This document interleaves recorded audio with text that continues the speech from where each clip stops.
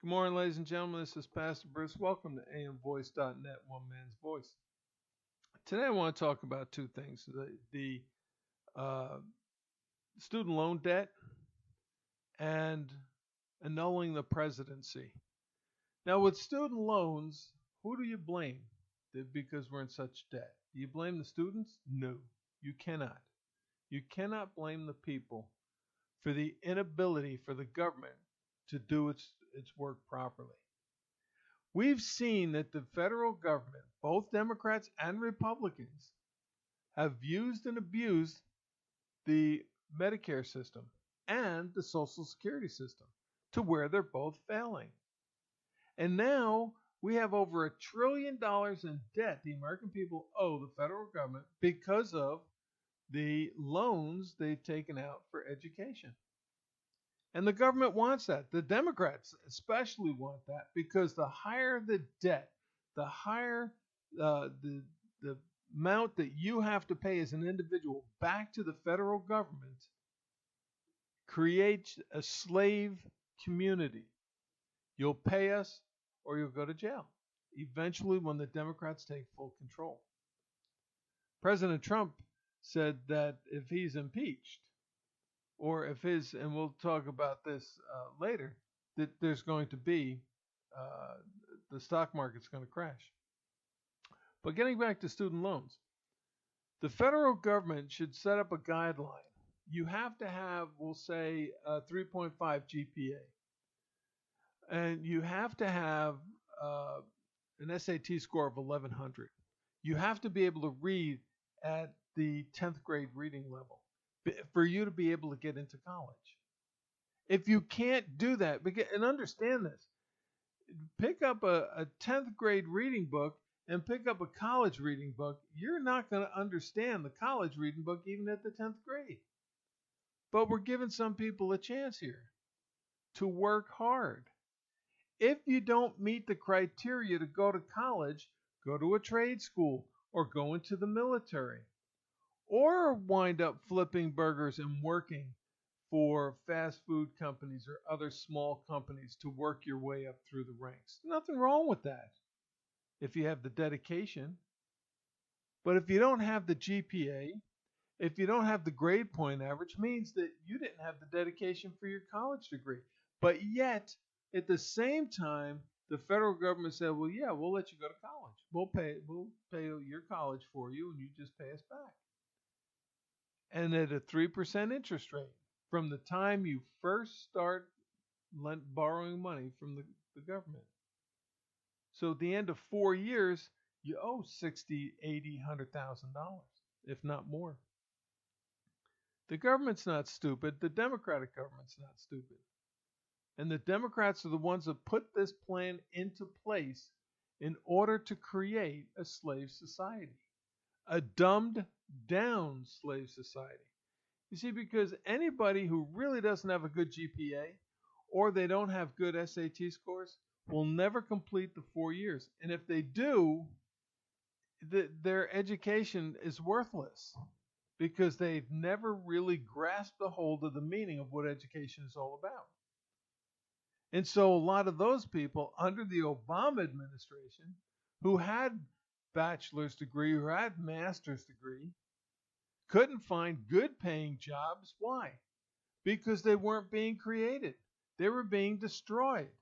And the only thing that you could get was a minimum wage job or low income job, forcing you to pay some of your money back to the education loan. And if not, Uncle Sam could walk in there and garnish your wage. So pay it back or have your wage garnished. In other words, we're going to keep you as our slaves. And that's what's gone on. The people are suffering because they go, oh, this is great.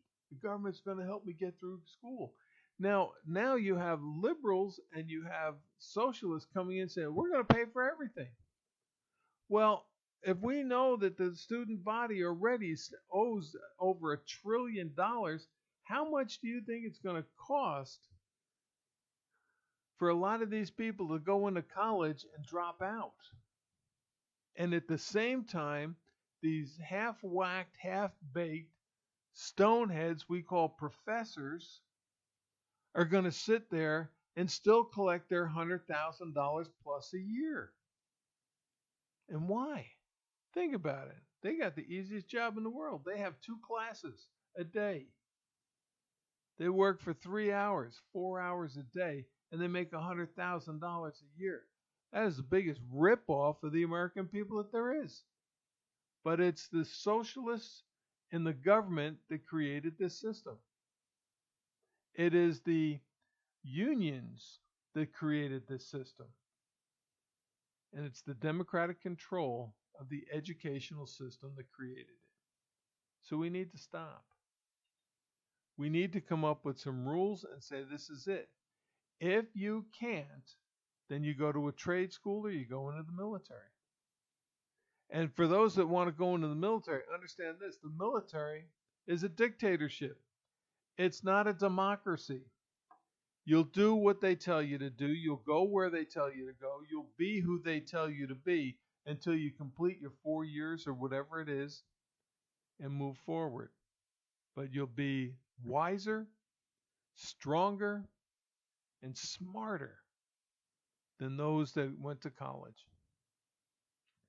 Now let us talk about the other. The impeachment of the president is not impeachment anymore. It's let's annul his presidency. In other words, wipe the last 2 years off of the books. That's what they want to do. Wipe the last 2 years off of the books. What does that mean? That means the tax cuts are gone.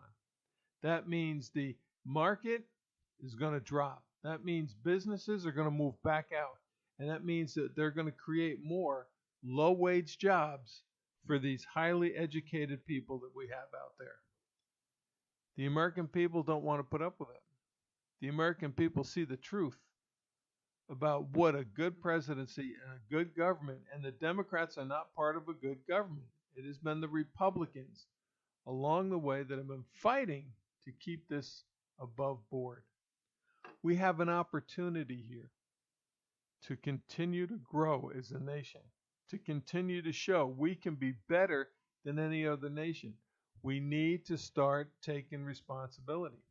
Now, a lot of Americans are upset because these individuals that are talking about impeachment or annulling the presidency, they are fully aware of the corruption with the head of the FBI, the head of the DOJ, the head of the CIA.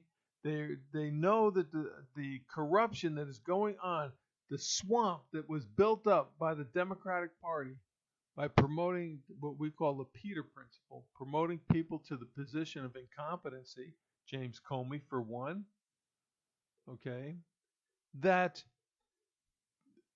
where's the action? What's going on with it? Why aren't people being arrested for it? Why aren't people being charged for trying to destroy this government?